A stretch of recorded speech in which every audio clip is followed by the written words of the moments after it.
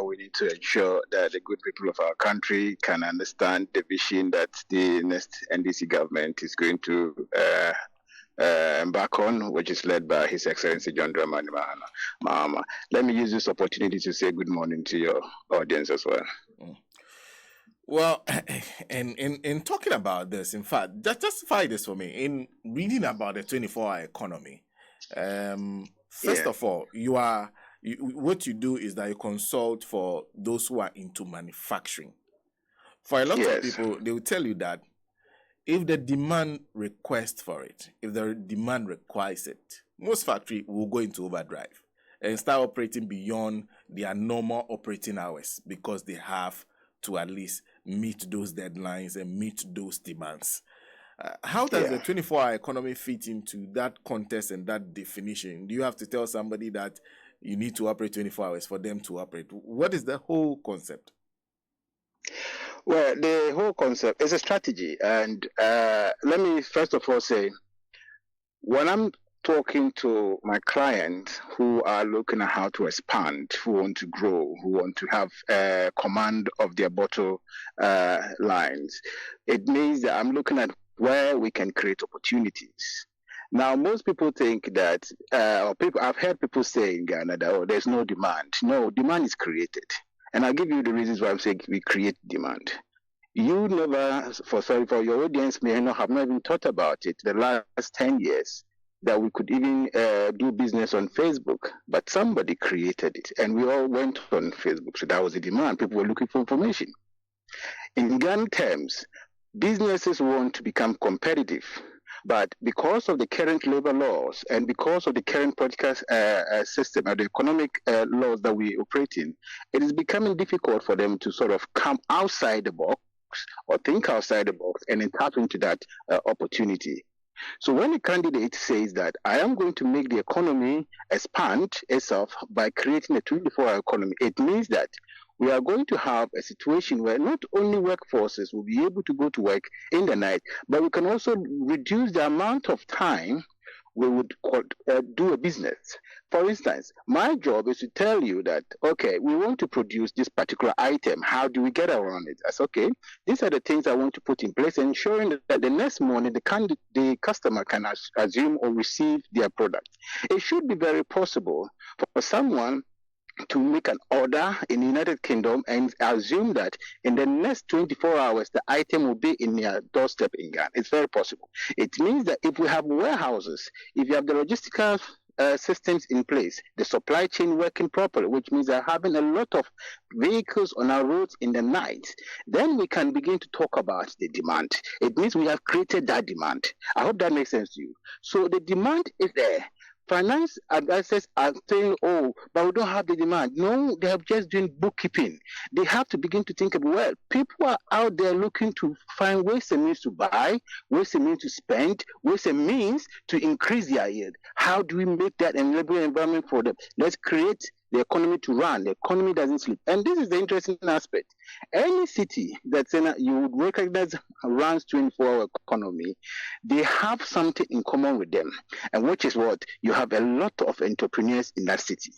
It creates opportunities for people to think outside the box. Come to London. You have more entrepreneurs in London than any part of the United Kingdom. You have more people traveling in the night because they have the connectivity. The United Kingdom, by its standard, decided to increase their level of transportation links to Heathrow per se, which was what brought about the Queen Elizabeth and what's called the Crossrail project. And now we're even talking about the HS2, high-speed rail. It's all because there are a lot of money coming from London as a result of the 24-hour economy. That has been pegged about 45 billion alone pounds. If you go to Sydney, Sydney had a strategy to make sure it became another city of 24-hour economy. Nightlife alone gives a lot of people in Sydney the opportunities to go about their things and become more safer and be able to control their resources in terms of what they get per capita. Go to Melbourne, go to Turkey. We can mention names. Even Cairo, Egypt is a 24-hour city. And you cannot tell me that people in Cairo are not better off than people in Accra. Beirut in Lebanon, you will not want to know that. The per capita revenue generated in Beirut is bigger than that of Accra. But yet, we have the gold, we have everything. It's because we have become so minutest in our approach. So when you hear a candidate, Palmier and Nisi I'm talking of, saying, oh, it is not possible. If it's not possible, why is he criticizing it? Or if it is in existence, why is he criticizing the same thing that is in existence? It's because it's not thought through. He has become a very naked personality. And I heard my good friend Prof talking about him that the brand is gone. If you MBA students are talking about the images of organization, you look at the brand and you can look at the value itself. Bawumia is a dead material. It cannot even sell. And hence he has not taken himself seriously. Why we hear all this soap opera, all this noise making, all this laughters everywhere, when people are looking at how they can meet their bread and butter situation. 7 years of economic doldrum, that is not a joke. It means the Ghanaians are looking, how can we come out of it? And that is the solution the President Mahama is giving to the good people of Ghana. And I think that is something that everybody must embrace, because demand will be created. It is going to be created when the laws are changed. When labor itself says, okay, we have now got opportunity to now work at night, we'll be able to now work and be able to meet the demands or the requirements of our customers in the morning, meaning that people will now have some cash in their pocket, meaning that people can move, meaning that we can reduce the crimes that happens in the night. People are saying that we need to now have a lot of police. No, it's not like that. Come to London. We have the private security beefing up the requirement for security systems in London. It means we're going to have more collaborations with the private security and the police force. It means that people are going to be more controlling their own affairs. People should be able to have a choice to work at night. People should have to have a choice to work at daytime just to meet their family needs.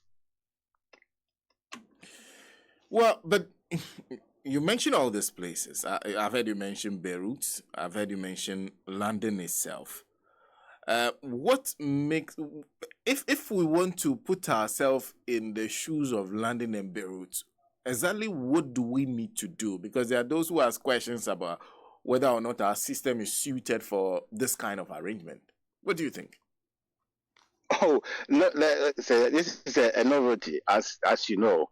Any system that is being introduced will have to have some requisite requirement put in place, i.e. labor laws changing. And I think that TUC itself has embraced that culture, that they really want people to be in work. They really think it's going to help them to also have some money in their pocket. I mean, talking of the workforce. So the system, Ghanaians leave Ghana, come to UK, go to anywhere and work. You understand? So it means the Ghanaians are ready for that change. It is just that they want leadership. And that is what President Mahama is going to offer, and the team that is going to build to put that structure in place. I do not think that is a bottleneck at all. I think the immediate thing we would have to do going forward is that we prepare a team. I'm sure by now the team is already in existence. If it is not, what it means that the next NDC parliamentary... I'm sorry? No, please go ahead. Are you... Please go ahead. Yeah. So what I'm thinking is we need to have a plan in place that by January 7th, when Parliament resumes, immediately some legislations will go through. What means is that negotiations have to start working with the TUCs, how they want Ghana laws to work. I think that it is going to give a lot of jobs in the areas of human resources. We're going to even have the MMDAs become more active. Now, think about it this way. Every night, most of the accidents we record in Ghana happens in the night, and I'm sure you can see to it if you look at the pattern of the trends. It's because drivers are not regulated that to the extent. People feel that, oh, the roads are free, we can travel, and we are tired, we don't want to rest. Once we move into that avenue, we're going to have more people driving.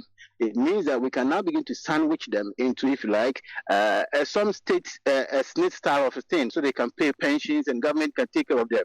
There are a lot of opportunities within this night economy than people can imagine. It is not ACG, it is not hospitals. It is not about, these operations work 24 hours, so we are having a night 24 hours. No, it's not like that. Because ECG is essential. When Edison produced electricity or light bulb, the intention was the energy has to continue 24/7. So they say the energy is never lost. If energy is never lost, then we have to take advantage of it and ensure that we can maximize it. Hence why any business that intends to work on that scheme of 24 hours should be given some incentives. Example, you're going to have some low rate of tariff in the night. You're going to have some incentives in terms of the taxes you're going to pay, and that will become the buy-in for a lot of business. And I can foresee the opportunities that is going to come out of that. We are going to create some cities in Ghana. We are going to create some towns becoming vibrant. It's not just going to be wait for Christmas and people will come out in the night and just do Christmas celebration. No. It is going to be the vibrancy is going to happen. And one thing you can also be assured of is every city that runs 24-hour economy, security is low. I'm talking about security being low. There's risk of being burgled, and it's very low because the community comes together. Look at London. Look at all the places I've mentioned. And it is an intention that you make people own themselves. People can have a choice, and that is very possible. I think that we are going to have the ICT professionals become more active in the coming days. We are going to have more and more young people who have been disillusioned, they've been left behind by NAPCO and destroyed their future, will now find that there's hope in this country. We will not have the exodus of Ghanaians leaving the country because there's nothing for them. Because 24-hour economy opens up the system and it makes life work. Now, and this is the main argument they've made, and I'm sure you've listened to the vice president. That think about it. Right now, there are people who do, I don't know, we call it tea, an Indomie, for 24 hours. Yeah. Yes. Yeah. In fact, in the night, there are people who sell all kinds of food stuff till late in the night, maybe 1 o'clock before they will close. There are lots of people already, the transport sector, you're seeing taxi drivers who are operating in the night. You are seeing ride-hailing apps operating way into some of them till early morning. That they are already footsteps of it around Ghana. So they are wondering, which type of economy are you talking about? What else do you need to add? What is there that does not exist? Because there are some manufacturing companies that also go 24 hours. Okay, I'll give you an example. Let's look at the Metro Mass Transport System, an STC, in the transport sector. So now, if I'm traveling from Takoradi and I go to STC yard at 5 o'clock, I might not get the STC to come to Accra because the last bus is gone. So, but you should tell us, how was that state-owned transport system in 24 hours? STC that's supposed to feed the entire nation in terms of transport people in the entire nation. I don't know what the time Metro Mass closes, but I'm sure it will not surpass 8 o'clock, 8 p.m. I hope that makes sense to you. But if you have a 24-hour economy, people will ply on the road. People would want to use these transport sectors, transport firms to travel out and about. What that means is that I can just get up from, say, Abokobi and say I'm going to go to work in Medina, or I'm going to go to work at Tema. I should be able to take Metro Mass transport and get me there and come back. It means we're going to have a lesser people depending on this transport. And it means that we are going to have more drivers on the road in the night. It means we're going to have people at the transport yard also being able to find and do a job. Let's look at businesses per se. The reasons why we haven't been able to see NYP and the rest working is that when we talk about entrepreneurship, we don't have that starter package for most of the entrepreneurs. So most people's ideas die. If you have a 24-hour economy, you begin to see business hubs coming up, technology parks coming up. And what it means that the young entrepreneurs want to take advantage of these offices at the night to do their business. So it means that government can now create opportunities for these individuals, or even the district assemblies can say that we are going to invest in a new technology hub, whereby in the night you're going to see a lot of people building websites, dealing with businesses, run downtime IT requirements, or doing any other source. What that means is that when they close, they still need a bus to go to wherever they.